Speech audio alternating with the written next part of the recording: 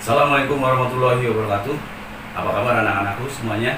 Semoga kalian selalu sehat dan selalu dalam lindungan Allah Subhanahu wa taala. Sebelum pelajaran buku tulis ya, untuk menulis ini ya, marilah kita mulai ya. Hari ini yang pernah kita pelajari adalah tentang tentang macam-macam ekosistem. Pernahkah kalian berkunjung ke pasir pantai? Maksudnya pantai yang berpasir dan sawah. Dan apakah kalian perhatikan organisme-organisme yang ada di pantai pasir ataupun di sawah? Ya, di pantai pasir memiliki keragaman organisme yang berbeda dengan sawah. Di pantai pasir dapat jumpai pohon kelapa, sedangkan di sawah banyak dijumpai padi maupun tumbuh-tumbuhan. Nah, kondisi fisik dan kimia lingkungan di pantai pasir dan sawah juga berbeda. Ya, pantai pasir dan sawah merupakan dua jenis ekosistem yang berbeda. Ini menunjukkan bahwa bumi kita tidak hanya disusun dari satu jenis ekosistem, tetapi dari beberapa macam jenis ekosistem. Nah, secara garis besar, ekosistem itu dibagi menjadi dua: ekosistem darat dan ekosistem air. Ya, yang kita bahas adalah tentang ekosistem darat. Perubahan iklim mempengaruhi tipe vegetasi atau tumbuhan yang dominan di ekosistem darat. Ekosistem darat dalam skala luas yang memiliki tipe vegetasi dominan disebut dengan bioma. Jadi, bioma adalah ekosistem darat yang khas pada wilayah tertentu dan dicirikan oleh jenis vegetasi yang dominan pada wilayah tersebut. Jenis bioma dipengaruhi oleh keadaan iklim, curah hujan, intensitas cahaya, matahari, kelembaban, dan posisi lintang.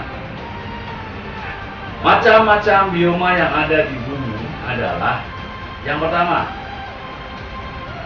bioma hutan tropis; yang kedua, bioma padang rumput; yang ketiga, bioma gurun; yang keempat, bioma hutan gugur temperat; yang kelima, bioma taiga; yang keenam, bioma tundra. Ya, kita bahas satu persatu. Ya, yang pertama kita lihat bioma hutan hujan tropis. Memiliki ciri lingkungan. Yang pertama adalah intensitas cahaya mataharinya tinggi. Ya, mataharinya banyak ya kalau di hujan tropis. Kemudian waktu siang dan malamnya relatif sama. Ya, tidak terlalu, malamnya juga tidak terlalu panjang, siangnya juga tidak terlalu panjang. Kemudian intensitas curah hujannya sekitar 220 sampai 225 cm per tahun. Ini cukup tinggi, ini lebih tinggi ya daripada bioma-bioma lain.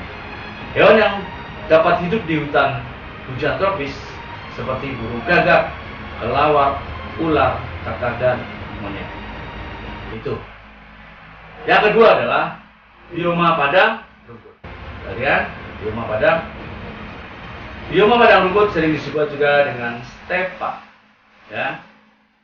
Bioma padang rumput memiliki ciri lingkungan, intensitas curah hujannya sekitar 50 sampai 76 cm per tahun. Vegetasinya hanya rumput dan semak-semak.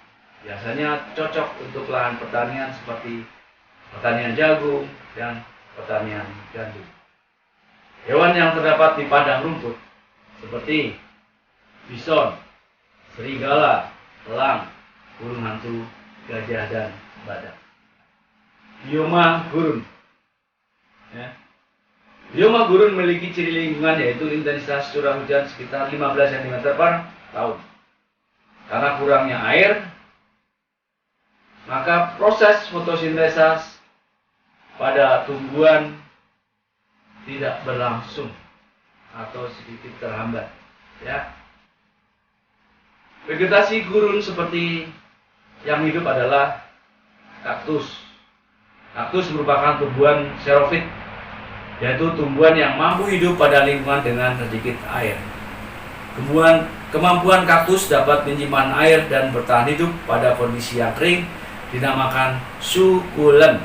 Ya.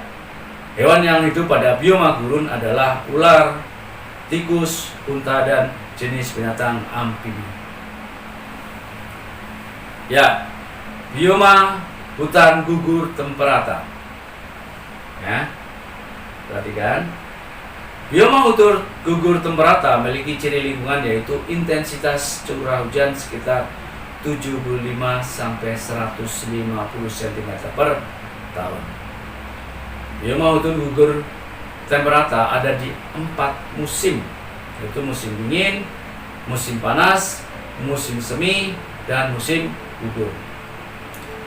Hewan yang hidup pada hutan gugur temperata adalah beruang, tupai, serigala, kucing, rusa, jenis burung seperti elang, burung hantu, dan ayam kalkun.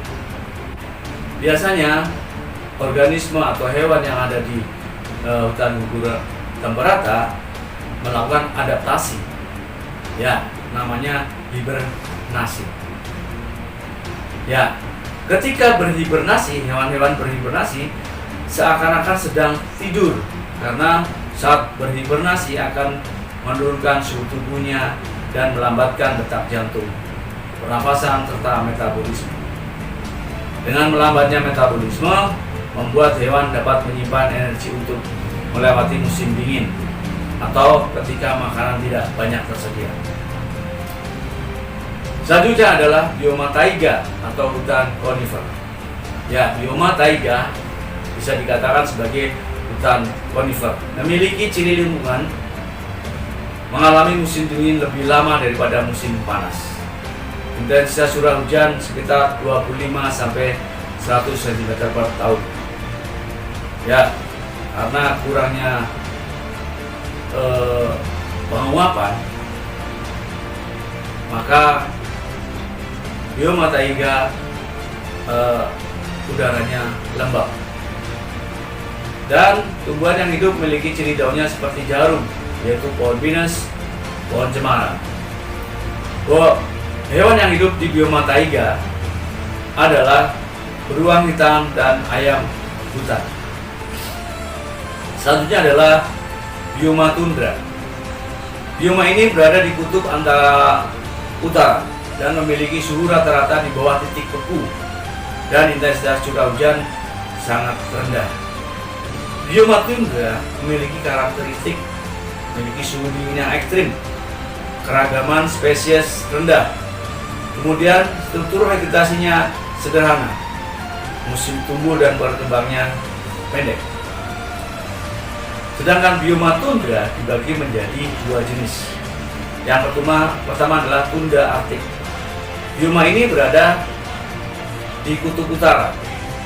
Hewan yang hidup di tundra arktik adalah serigala, beruang kutub, rubah, serta tupai, serta berbagai jenis burung dan serangga.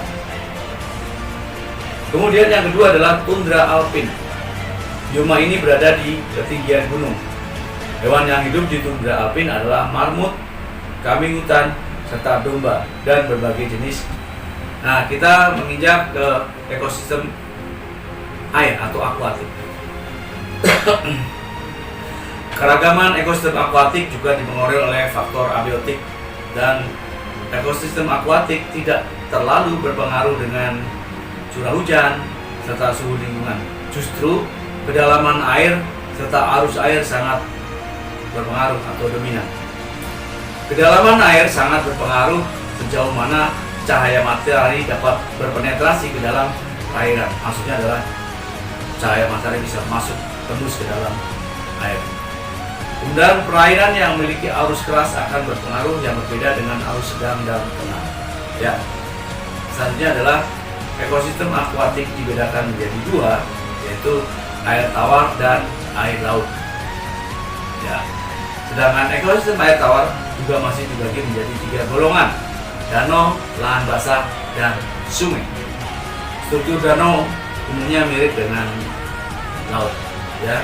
Bagian dasar danau dangkal dinamakan zona litoral, di mana zona ini tumbuhan air masih bisa tumbuh karena cahaya matahari masih bisa tembus ya.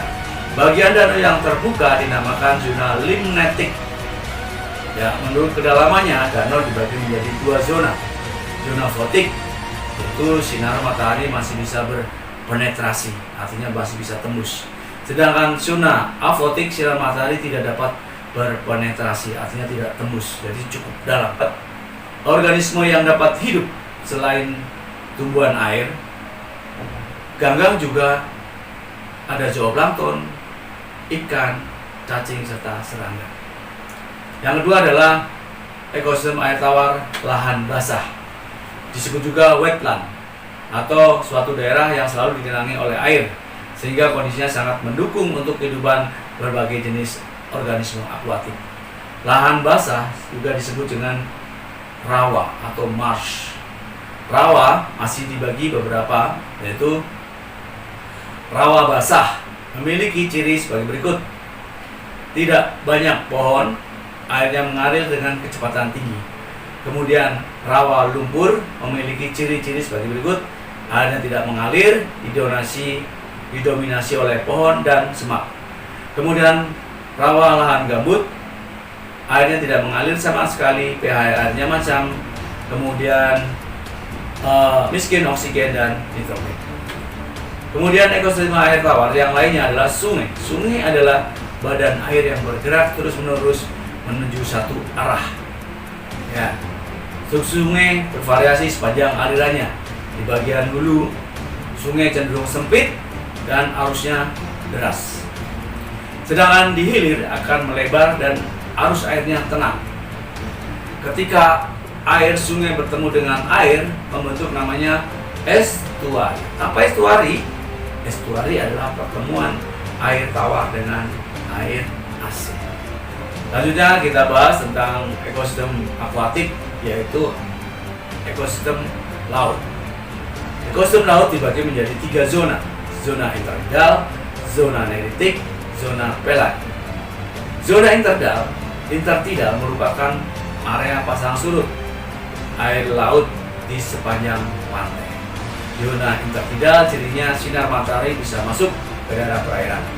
Kandungan nutrisi cenderung tinggi berupa pantai pasir, berbatu, dan berlumpur.